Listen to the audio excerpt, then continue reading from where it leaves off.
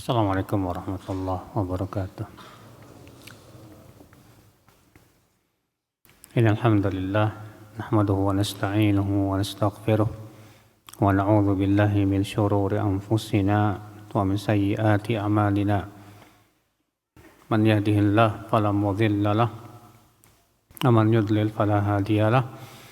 Wa asyhadu an la ilaha illallah wahdahu la syarika lahu wa asyhadu anna Muhammadan abduhu wa rasuluh.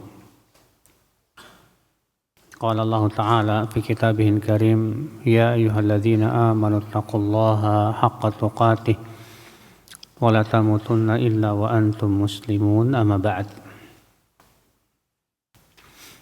Kita lanjutkan ayul ikhwah. Kita masuk ke ayat 75. Allah Ta'ala berfirman, A'udzu billahi minasyaitonir rajim. Wa min ahlil kitabi man in ta'manhu biqintari yu'addihi ilaik. Wa minhum man in ta'manhu bidinarin la yu'addihi ilaika illa ma dumta 'alaihi qa'ima. Dzalika bi annahum qalu laisa 'alaina fil ummiyina sabil. Wa yaquluna 'ala Allahi al-kadhiba wa hum ya'lamun. Bala man awfa bi ahdihi wattaqa fa inna Allaha yuhibbul muttaqin. Wa min ahlil kitab, di antara ahli kitab, man in ta'manhu biqintar, ada orang yang apabila kamu berikan amanah dia, kintor itu artinya harta yang melimpah, yang banyak. Jika kamu berikan dia amanah dengan harta yang banyak, yu'addihi ilaika, maka ia akan melaksanakan amanah itu kepadamu. Wa minhum, dan di antara ahli kitab, ada yang apabila kamu berikan amanah dengan 1 dinar saja, dia tidak melaksanakan amanah itu. Kecuali apabila kamu berdiri untuk terus mengawasinya. Yang demikian itu, kata Allah, karena mereka mengatakan, laisa alaina fil ummiyina sabil. Tidak ada dosa untuk kami, tidak tercela atas kami. Ya, terhadap kaum ummiyin itu. Siapa kaum ummiyin? Itu bangsa Arab maksudnya. Dan mereka berkata atas Allah dengan kedustaan, dan mereka mengetahui bahwa itu dusta.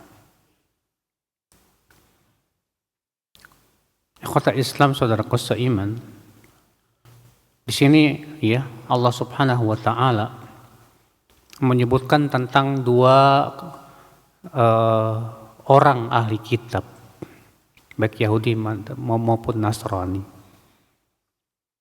Bahwa di antara ahli kitab ternyata masih ada orang-orang yang masih bisa dipercaya, Pak, dalam masalah muamalah. Dan di antara mereka juga ada yang tidak bisa dipercaya. Di antara mereka, kata Allah, yang apabila kamu berikan amanah dengan harta yang banyak, dia tetap melaksanakan amanah itu.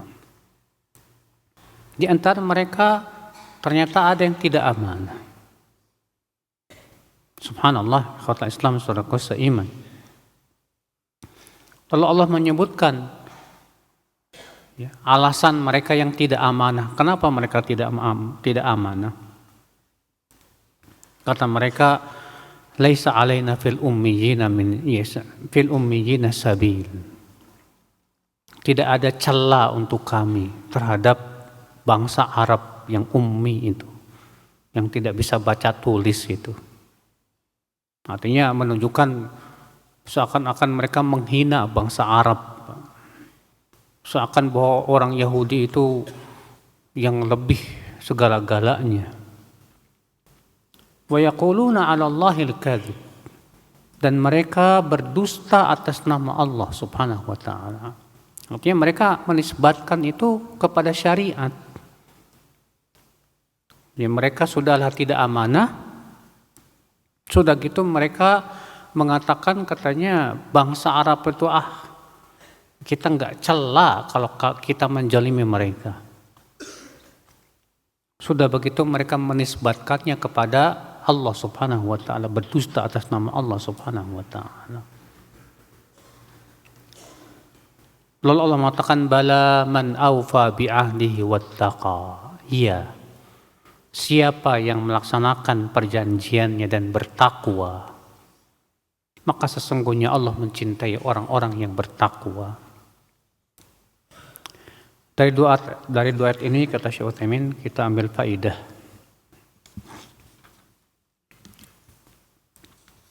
Al-faidatul ula, faidah yang pertama, bayan inkisami ahli kitab ila qismain. Bahwa orang-orang ahli kitab ada dua macam, aminun wa khain. Ada yang amanah, ada juga yang pengkhianat. Maka di antara ahli kitab seperti Abdullah bin Salam, amanah, yang kemudian dia masuk Islam. Ka'ab bin al-Ashraf, ya. Dan mereka-mereka yang amanah itu rata-rata mereka masuk Islam. Yang nggak mau masuk Islam yang mana? Yang nggak amanah. Faedah yang kedua, annahu yajibul hadar min ahlil kitab. Wajib berhati-hati dari ahli kitab. Li'annahum madamu yanqasimuna ila qismain fa innana la nadri hina nu'amiluhum min ayil qismaini haula. Karena ya ternyata ahli kitab ada yang amanah, ada yang tidak.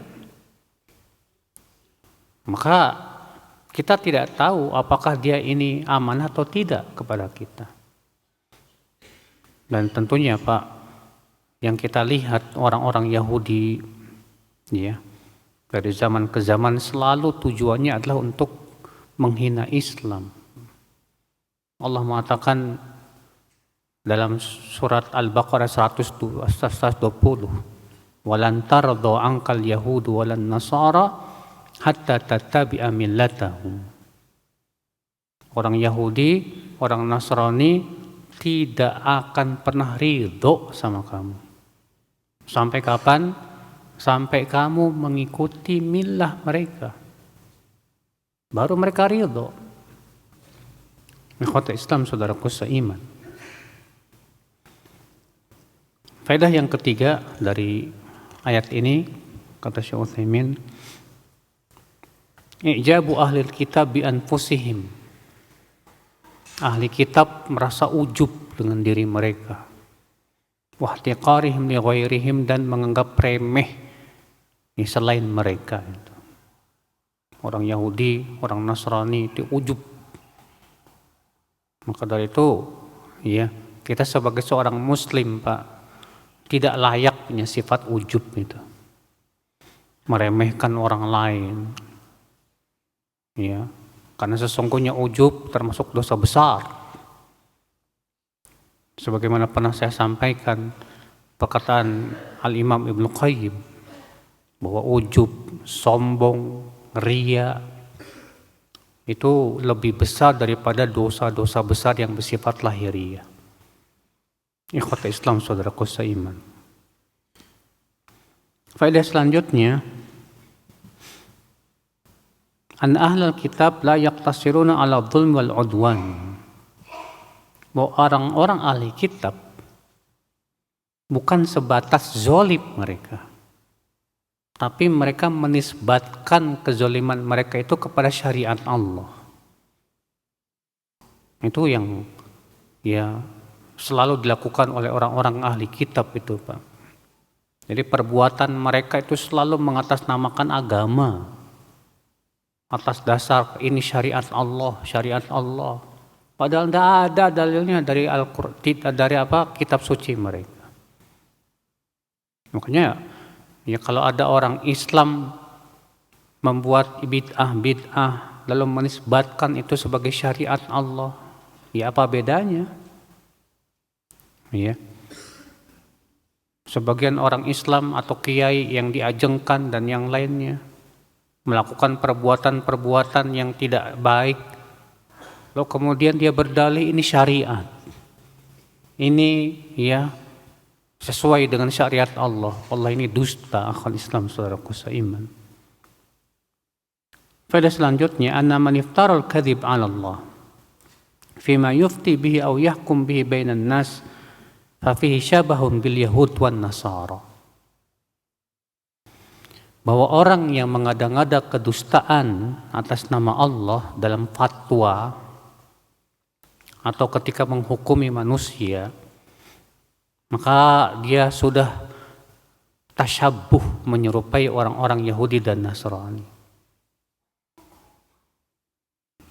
Nah ini saudaraku seiman, masalah fatwa berbicara tentang masalah agama ini beratnya.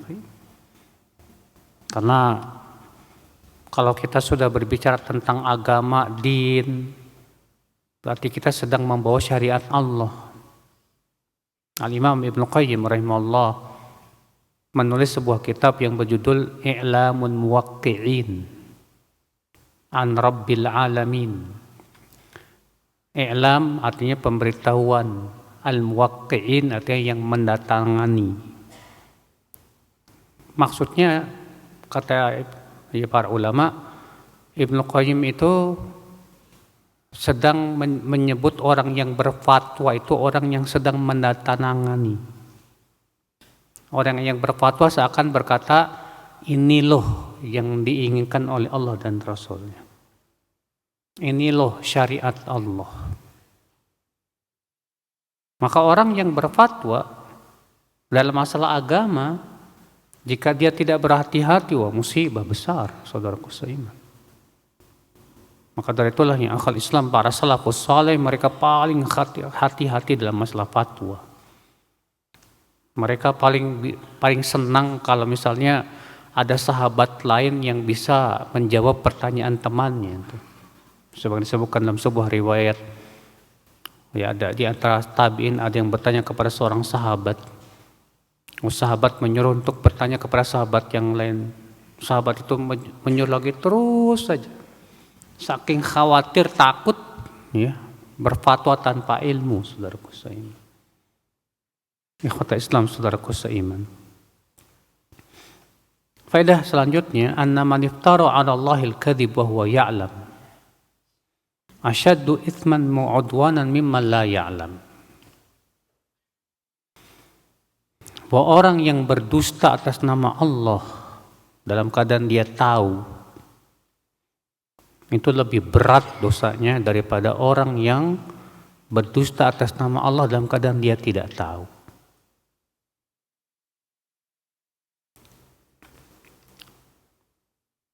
Kalau orang yang berdusta atas nama Allah dalam keadaan dia tahu, ikhwata Islam, saudaraku seiman, ya, tidak ada uzur buat dia. Adapun orang yang tidak tahu, maka kita lihat, kalau dia tidak tahu tapi sok tahu, nah ini bahaya nih. Ini ada orang yang nggak tahu dalam suatu permasalahan tapi sok tahu, akhirnya jatuh kepada kedustaan atas nama Allah Subhanahu wa taala. Ini bahaya, berat. Ada lagi yang dia waham, ya. Dia menyangka bahwasanya itu yang benar padahal salah. Yang seperti ini masih dimaafkan, saudaraku seiman. Seperti halnya para ulama ahli ijtihad yang mereka salah dalam ijtihad mereka, dan mereka sudah berusaha sekuat tenaga untuk mengeluarkan seluruh kemampuan mereka, qadarullah salah. Ya, itu sebetulnya salah satu jenis daripada dusta, ya. Tapi dusta enggak sengaja, istilahnya begitu. Bukan karena kesengajaan. Maka yang seperti dimaafkan. Faedah selanjutnya, al-isyaratu ila anna al-jahl al-murakkab aqbah min al-jahl al-basit. Isyarat bahwa bodoh kuadrat lebih buruk daripada bodoh ringan. Bodoh kuadrat itu apa, Pak? Bodoh ringan apa? Bodoh ringan tuh sebatas nggak tahu. Itu bodoh ringan namanya. Iya. Kalau antum ditanya, terus antum bilang nggak tahu, itu namanya bodoh ringan. Bodoh kuadrat nggak tahu tapi sok tahu. Iya. Nah itu namanya bodoh kuadrat, al-jahlul murakkab. Yang kemudian dia mengada-ngada lagi. Makanya yang seperti inilah akhlaknya orang-orang Yahudi, akhlak Islam, saudaraku seiman. Faedah selanjutnya, ats-tsana'u 'alal mufina bil 'ahd. Pujian atas orang-orang yang melaksanakan perjanjiannya. Baik perjanjian dengan Allah maupun perjanjian dengan manusia. Karena Allah mengatakan bala man aufa bi ahdihi wattaqa. Ya bala, iya.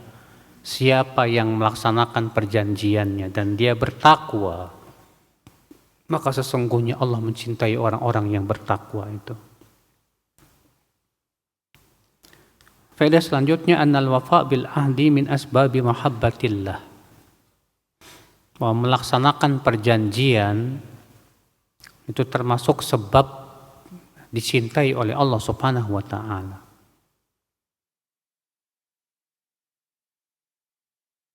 Faedah selanjutnya, anna taqwallah umuman sababun li mahabbatihi. Bahwa bertakwa kepada Allah itu juga merupakan sebab dicintai oleh Allah Subhanahu wa taala. Faedah yang selanjutnya, ar-raddu 'alal asy'ariyah. Bantahan terhadap kaum Asy'ariyah yang mereka mengingkari sifat cinta bagi Allah. Ya, orang-orang Asy'ariyah itu mengatakan, katanya Allah tidak disifati dengan cinta. Alasannya apa katanya? Karena cinta itu katanya arad. Cinta itu katanya sifat yang layaknya untuk makhluk. Sedangkan Allah tidak sama dengan makhluk. Akhirnya mereka menolak sifat Allah cinta itu. Ya. Makanya kalau kita perhatikan saudaraku seiman, orang-orang awam itu sebetulnya pada asalnya nggak paham akidah Asy'ariyah. Antum kalau tanya kepada orang awam, kamu ingin dicintai oleh Allah enggak? Jawabnya iya.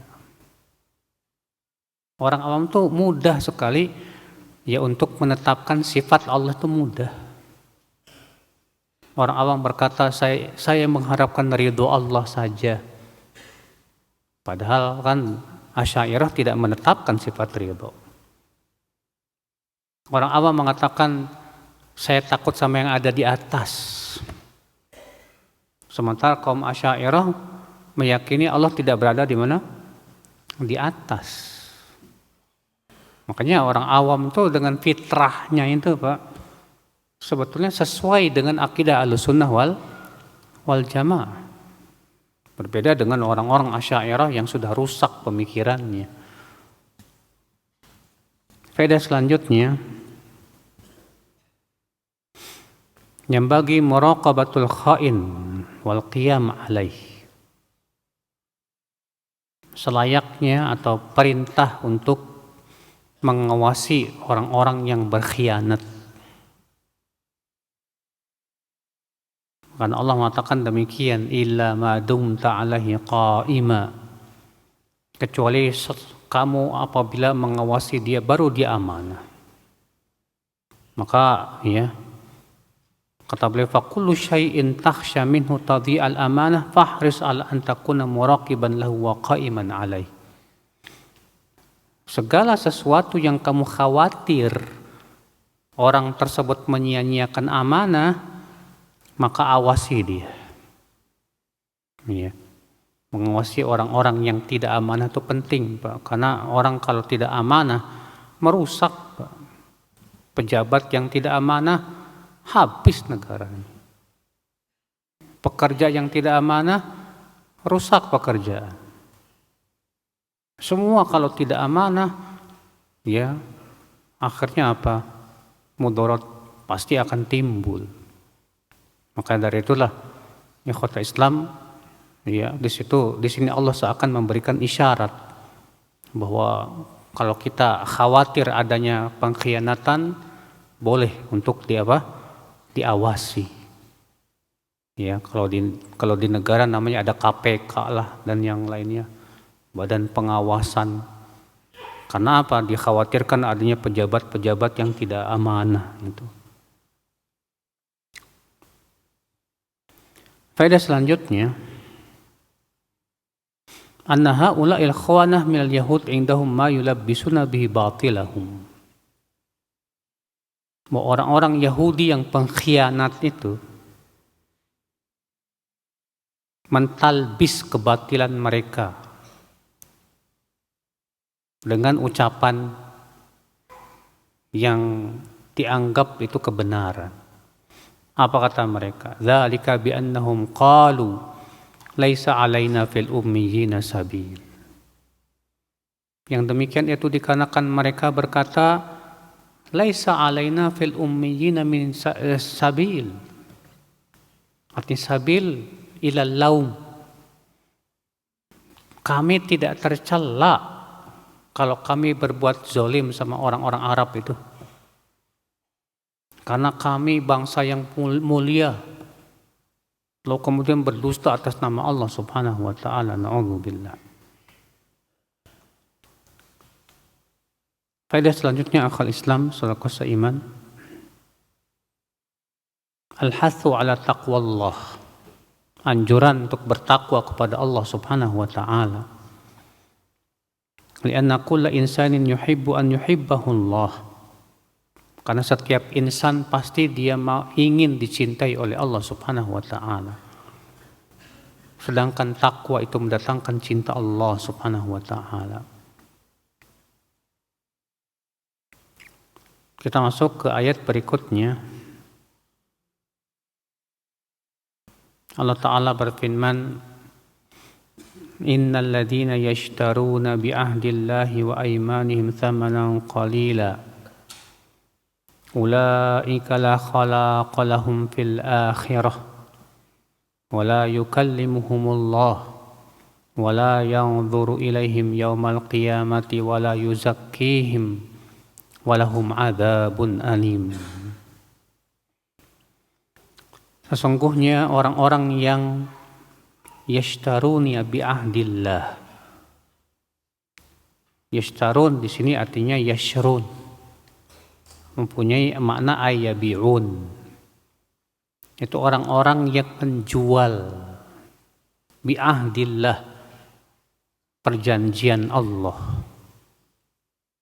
Wa aimanihim, dan ya sumpah-sumpah mereka.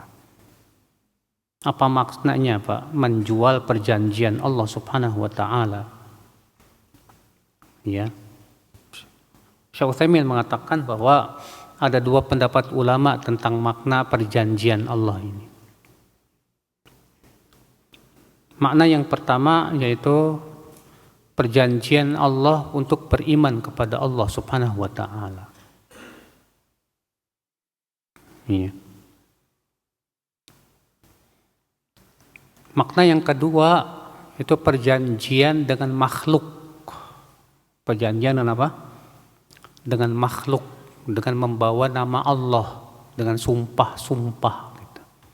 Demi Allah, demi Allah. Maka dua-duanya ini masuk dalam makna ayat ini. Allah mengatakan sesungguhnya orang-orang yang menjual perjanjian Allah, artinya apa? Ayyan kuthuna ahdallah min ba'di mitsaqih, membatalkan perjanjian dengan Allah setelah tadinya mengambil perjanjian dengan Allah Subhanahu wa taala. Ya. Atau yang kedua, membatalkan perjanjian dia dengan makhluk. Udah ada perjanjian, bahkan sumpah demi Allah gini, dibatalin begitu aja. Itu semua dua-duanya masuk dalam ayat ini. Sesungguhnya orang-orang yang menjual perjanjian Allah dan sumpah-sumpah mereka dengan harga yang sedikit, ulaika, mereka itulah khalaqa lahum fil akhirah, tidak akan mendapatkan keberuntungan dalam kehidupan akhirat. Wala yukallimuhumullah, dan Allah tidak akan ajak mereka bicara. Wala yanzuru ilaihim yaumal qiyamah, dan Allah tidak akan melihat kepada mereka pada hari kiamat. Wala yuzakkihim, dan Allah tidak akan sucikan mereka. Walahum adzabun alim, dan bagi mereka adab yang pedih. Nasallallahu salamata wal afiyah. Dari ayat ini, akhi, kita ambil faidah, kata Syekh Muhammad bin Shalih Al-Utsaimin rahimahullah. Tahdid haula'i alladziina yashtaruna bi ahdillahi wa aymanihim tsamanan qalila. Ancaman untuk orang-orang yang menjual perjanjian Allah dan sumpah-sumpah mereka dengan harga yang murah. Wa yansabbu hadza 'alal ulama alladzina yaktumuna ma anzalallah mudahanatan aw mura'atan aw min ajli mal. Dan ini, kata beliau, ya, berlaku terhadap para ulama yang menyembunyikan apa yang Allah turunkan. Karena kata Syekh Utsaimin, ulama itu ada 3, Pak. Yang pertama, ulama millah, ulama agama. Siapa dia? Yaitu yang tegak menyampaikan agama, tidak takut dengan cercaan orang yang mencela. Iya, ini namanya ulama ul millah. La yashtari bi ahdillahi tsamanan qalila. Dia tidak menjual perjanjian Allah dengan harga murah, tidak. Yang kedua, kata beliau, ulama daulah. Siapa ulama daulah? Yaitu yashtari bi ayatillah tsamanan qalilan liyakuna lahu jah 'inda daulah. Dia menjual ayat-ayat Allah dengan harga murah demi supaya dapat kedudukan di pemerintahan. Ya. Nah, ini namanya ulama daulah. Menjual ayat-ayat Allah demi untuk bisa dapat kedudukan di pemerintahan. Yang ketiga, kata Syekh Utsaimin, ulama umat. Mungkin kalau kita nyebutnya dai sejuta umat kali ya. Ulama umat. Siapa dia? Yaitu alladzi yura'il ummah yanzuru madza tashtahil ummah, yang mengikuti keinginan umat sehingga fatwanya sesuai dengan keinginan umat aja udah. Iya. Nah, ini namanya ulama umat, Pak. Di mana dia mengikuti follower. Gimana caranya supaya followernya tetap banyak? Gimana caranya supaya ngefetnya tetap banyak? Akhirnya fatwanya disesuaikan dengan kondisi. Na'udzubillah, nasallallahu salamata wal afiyah. Nah, ini yang kalau kita perhatikan di negeri kita ini nggak lepas juga dari 3 ini. Ada ulama daulah yang kerjaannya nyari kedudukan di pemerintahan, menjual ayat-ayat Allah demi untuk bisa dapat kedudukan. Na'udzubillah. Ada lagi yang selalu pencitraan. Iya. Gimana caranya supaya followernya tetap banyak? Gimana supaya orang-orang tetap senang sama dia. Akhirnya fatwanya disesuaikan dengan syahwat manusia. Alhamdulillah. Dan alhamdulillah Pak, kalau kita lihat ustadz-ustadz salafin gak ada yang seperti itu. Ustadz-ustadz ahlus sunnah wal jamaah rata-rata alhamdulillah tegak di atas millah. Iya. Bagi mereka agama Allah itu segala-galanya. Alhamdulillah. Itu kita bersyukur kepada Allah Subhanahu wa taala. Kita tidak mengharapkan kedudukan sama sekali. Tidak mengharapkan juga follower, enggak sama sekali. Orang mau ikut silahkan, enggak ikut enggak masalah. Karena tujuan kita dakwah adalah menyampaikan syariat. Menyampaikan tentang kebenaran. Yang hak kita katakan hak, yang batil kita katakan batil. Ini yang kita harus pelihara, saudaraku seiman rahimani wa rahimakumullah jami'an. Tidak ada basa-basi dalam masalah akidah. Dalam masalah akidah tegas, sampaikan. Syirik sebagai kesyirikan, bid'ah sebagai kebid'ahan. Iya. Enggak ada abu-abunya dalam dakwah itu ya akhal Islam. Faedah yang kedua, tahrimul yaminil ghamus. Haramnya sumpah palsu.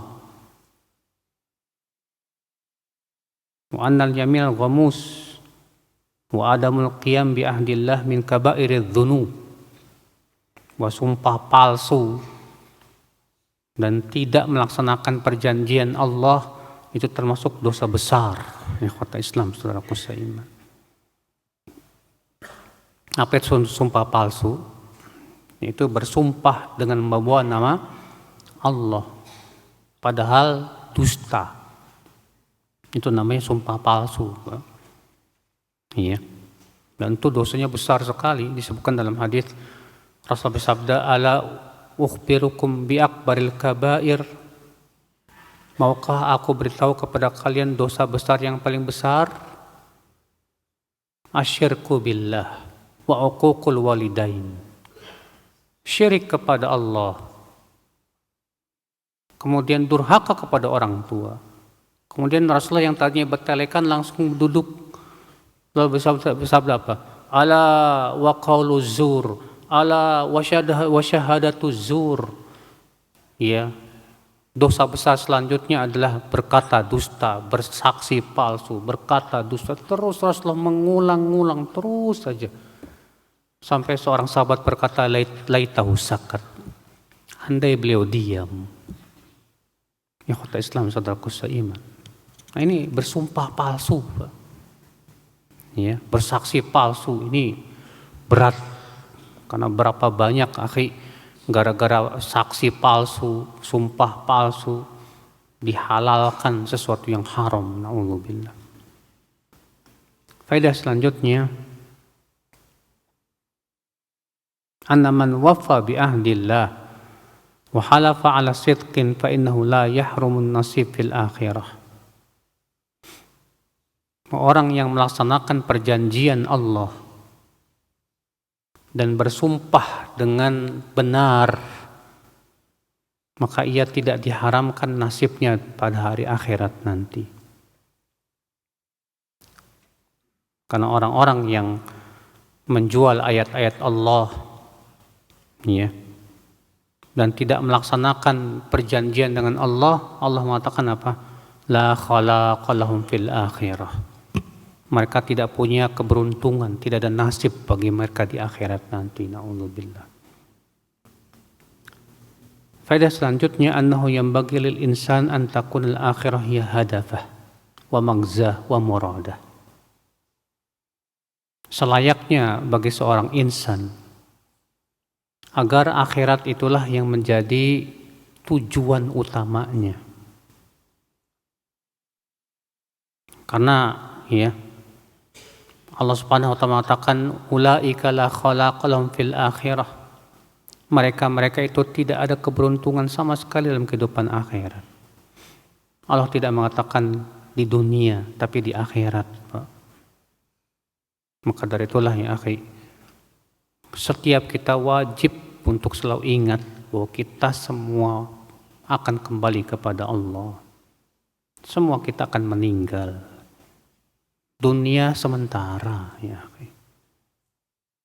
Ketika kita yang pikirannya dunia terus, itu yang membuat kita lupa kepada Allah Subhanahu wa taala. Maka dari itulah Allah Subhanahu wa taala menyuruh kita ya akhi, yang pertama mengingat bahwa dunia itu kesenangannya menipu. Yang kedua, Allah mengingatkan kita bahwa setiap jiwa pasti meninggal dunia. Yang ketiga, Allah tidak pernah memuji dunia sama sekali dalam Al-Quranul Karim. Dan selalu Allah mengingatkan tentang kehidupan akhirat dalam Al-Quran. Faedah selanjutnya akal Islam, isbatul kalam lillah, penetapan bahwa Allah disifati berbicara. Nah, ini sudah pernah kita bahas juga dulu ya, bahwa sifat bicara Allah itu adalah sifat yang berhubungan dengan apa? Ikhtiarnya Allah. Itu berhubungan dengan pilihan dan perbuatan. Dan bahwasanya Allah berbicara dengan suara yang terdengar. Dan bahwasanya firman Allah bukan makhluk. Nah, itu keyakinan Ahlus Sunnah wal Jamaah. Faedah selanjutnya, isbatun nadharillah, penetapan bahwa Allah melihat. Karena Allah mengatakan di situ wala yanzuru ilaihi, dan Allah tidak melihat kepada mereka. Ya. Maksudnya kepada orang-orang yang tadi disebutkan sifat-sifatnya. Faedah selanjutnya,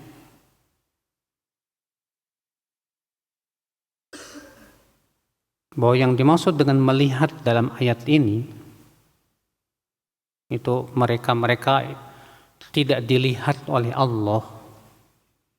Al-murad bihi an-nadharul khas, yaitu melihat secara khusus. Adapun melihat secara umum, maka semua tidak lepas dari penglihatan Allah Subhanahu wa taala. Kan dalam ayat ini disebutkan bahwa orang-orang yang menjual ayat-ayat Allah itu Pak, tidak ada keberuntungan nanti pada hari akhirat. Allah pun tidak akan melihat kepada mereka. Maksudnya tidak melihat apa? Artinya tidak melihat secara khusus gitu. Bukan artinya Allah tidak bisa melihat mereka, bukan. Iya. Faedah selanjutnya akal Islam, anna haula'il mushtarina bi ahdillahi wa aymanihim thamanan qalila la yuzakkihimullah la fid dunya wa la fil akhirah. Bahwa orang-orang yang menjual perjanjian Allah dan sumpah-sumpah mereka dengan harga yang murah, itu tidak akan disucikan oleh Allah. Tidak di dunia, tidak pula di akhirat. Na'udzubillah. Faedah selanjutnya yang ke-15, itsbatul adab, penetapan akan adanya adab Allah Subhanahu wa taala. Karena Allah mengatakan di situ walahum adabun alim, dan bagi mereka adab yang pedih. Subhanallah. Ini kalau kita perhatikan ayat ini ancamannya berat banget ya. Karena Allah mengatakan di situ, ya, mereka itu yang pertama la khalaqa lahum fil akhirah. Tidak ada keberuntungannya di akhirat. Yang kedua apa? Wala yukallimuhumullah. Tidak akan diajak bicara oleh Allah. Yang ketiga apa? Wala yanzuru ilaihim. Tidak akan dilihat oleh Allah. Yang keempat apa? Wala yuzakkihim. Tidak akan disucikan oleh Allah. Yang kelima apa? Walahum adabun alim. Bagi mereka adab yang pedih. Ada Pak dosa yang disebutkan dalam hadis-hadis yang ternyata balasannya mirip kayak gini Pak. Seperti hadis salah satun la yukallimuhumullah yaumal qiyamah wala yanzuru ilaihim wala yuzakkihim walahum adzabun alim. Ada 3 orang yang tidak akan diajak bicara oleh Allah pada hari kiamat, tidak akan dilihat oleh Allah, tidak akan disucikan oleh Allah, dan bagi mereka azab yang pedih. Ya. Siapa mereka? Yang pertama, al-mannan lima a'ta, orang yang mengungkit-ungkit pemberiannya. Yang kedua, al-musbil izarah, yang memakai kain melebihi mata kaki. Ya. Dan yang ketiga, al-munafiq sil'atahu bil halifil kadhib, yang melariskan barang jualannya dengan sumpah palsu. Subhanallah. Ini berat nih ya. Makanya pendapat yang paling kuat, isbal itu termasuk dosa besar. Sebab ancamannya sampai begitu. Ya, di antara tanda dosa besar apa? Kata para ulama, di antara tanda dosa besar adalah diberikan ancaman yang berat dengan api neraka. Sebatas diancam dengan neraka saja, itu termasuk dosa besar. Nah ini dengan 4 ancaman. Tidak diajak bicara oleh Allah, tidak dilihat oleh Allah, tidak disucikan oleh Allah, bagi dia adab yang pedih. Ini berarti 4 ancamannya, saudaraku seiman. Rahimani wa rahimakumullahu jami'an.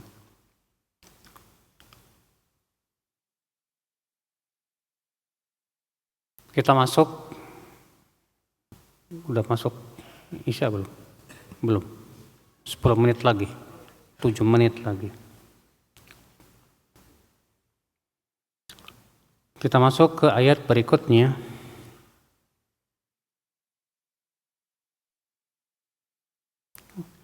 Wa inna minhum lafariqan yalwuna alsinatahum bil kitabi litahsabuhu minal kitab wa ma huwa minal kitab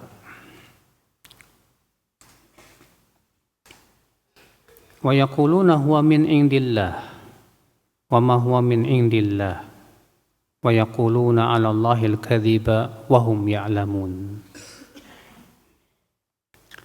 Wa inna minhum, dan sesungguhnya di antara mereka, maksudnya yaitu ahli kitab, ya. La fariqa, ada sekelompok orang yalwuna alsinatahum bil kitab. Yalwun artinya yang dimaksud di sini yaitu yalhan, artinya membagus-baguskan ucapan mereka, Pak. Ya. Yang membagus-baguskan lisan mereka, ucapan mereka, bil kitab, dengan Alkitab. Litahsabuhu minal kitab, supaya kalian menganggap itu termasuk Alkitab, padahal bukan. Iya. Artinya ikhwatul Islam, saudaraku seiman, dia mengubah-ubah kitab suci mereka, kemudian menisbatkannya kepada Allah, sehingga mereka dikira bahwa itu termasuk kitab suci. Makanya Allah mengatakan wa ma huwa minal kitab, padahal ia tidak termasuk kitab suci, tapi dimasukkan. Ya. Kalau dalam Injil kan ada yang dimasukkan, Pak. Namanya apa? Surat Paulus itu, Pak. Itu kan sebetulnya bukan wahyu dari Allah Subhanahu wa taala. Tapi dimasukkan, dianggap sebagai kitab, padahal sama sekali tidak termasuk Injil. Seperti di zaman sekarang juga orang-orang yang berdusta atas nama Rasulullah Sallallahu Alaihi Wasallam, bawa hadis palsu, ya, dinisbatkan kepada Rasulullah SAW, sehingga orang akan menganggap ini termasuk sunnah, padahal tidak termasuk sunnah sama sekali. Na'udzubillah. Wa yaquluna huwa min indillah. Lalu mereka berkata, ini berasal dari sisi Allah. Wa ma huwa min indillah. Padahal itu tidak berasal dari sisi Allah sama sekali. Wa yaquluna 'ala Allahil kadhiba wa hum ya'lamun. Dan mereka pun berdusta atas nama Allah dalam keadaan mereka mengetahuinya. Kembali ya akhi, Allah di sini menyebutkan tentang sifat orang Yahudi dan Nasrani, Pak. Orang-orang ahli kitab itu, yang mereka berani berdusta atas nama Allah Subhanahu wa ta'ala. Dari ayat ini akhi kita ambil faidah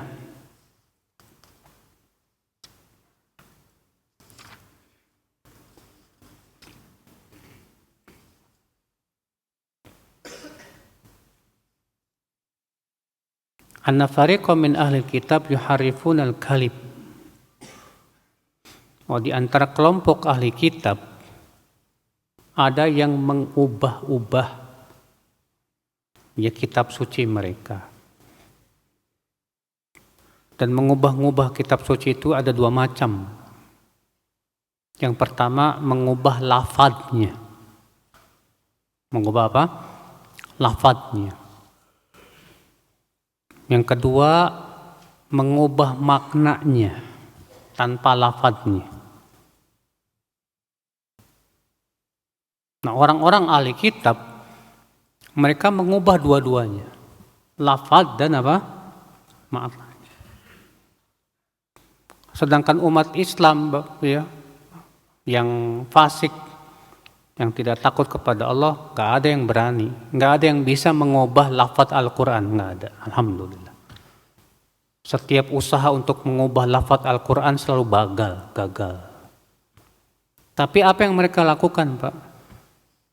Mereka mengubah maknanya, mengotak-ngatik tafsirnya seenak mereka.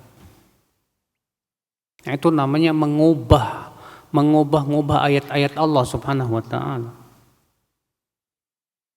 Orang yang suka mentakwil ayat-ayat sifat itu termasuk mengubah ya akhul Islam. Yang mengatakan katanya Ar-Rahmanu 'alal 'arsy istawa. Istawa artinya istaula. Mengubah. Bal yadahu mabsutatan. Yang harusnya justru dua tangan Allah terbuka, diubah sama dia apa? Kekuasaan Allah. Ini semua ya akal Islam termasuk mengubah-ubah. Ya. Nah, ini faedah selanjutnya akal Islam saudaraku seiman. Su'u maqsad haula alladzina yalwun alsinatahum bil kitab. Buruknya tujuan mereka yang menghias lisan mereka dengan Alkitab. Wa huwa idlalun nas. Tujuannya yaitu supaya menyesatkan manusia. Liyahsabuhu minal kitab, supaya dianggap itu termasuk Alkitab.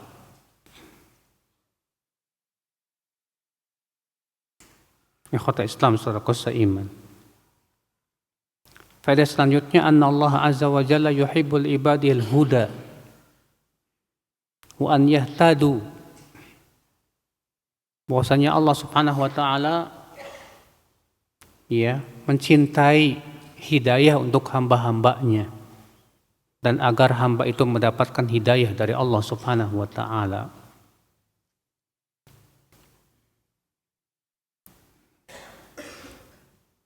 Karena Allah Subhanahu wa taala di sini mengatakan wa ma huwa minal kitab, padahal itu tidak termasuk Alkitab. Hatta la yaktaran nas bihada, supaya orang tidak tertipu. Artinya Allah menjelaskan bahwa itu tidak termasuk Alkitab. Kenapa Allah jelaskan itu? Supaya manusia tidak tertipu. Berarti itu menunjukkan bahwa Allah ingin supaya manusia dapat hidayah, Pak.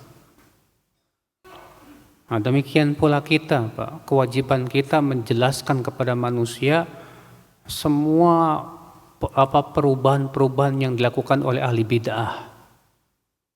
Kan ahli bid'ah itu di kalangan umat Islam itu paling merekalah yang mengubah-ubah ayat-ayat Allah. Kalau orang Yahudi di zaman dahulu mengubah Taurat, lafaz dan maknanya. Kalau dalam umat Islam yang mengubah-ubah ayat-ayat Allah siapa? Ahli kitab. Yang diubah bukan lafaznya, bukan. Tapi apa? Maknanya. Maknanya. Bagaimana supaya Al-Quran sesuai dengan keinginan mereka, hawa nafsu mereka. Itu yang bahaya, saudaraku seiman. Makanya wajibnya para ulama untuk menjelaskan kepada manusia ya, tentang syubhat-syubhat mereka itu. Karena hakikatnya itu sebetulnya mengubah-ubah ayat-ayat Allah Subhanahu wa ta'ala. Karena setiap ahli bid'ah pasti akan berusaha cari-cari dalil, Mas. Cari-cari dalil dari Al-Quran, dari hadis, kemudian memaknainya seenaknya sesuai dengan hawa nafsunya. Nasallallahu salamata wal afiyah. Demikian wabillahi taufik. Assalamualaikum warahmatullahi wabarakatuh.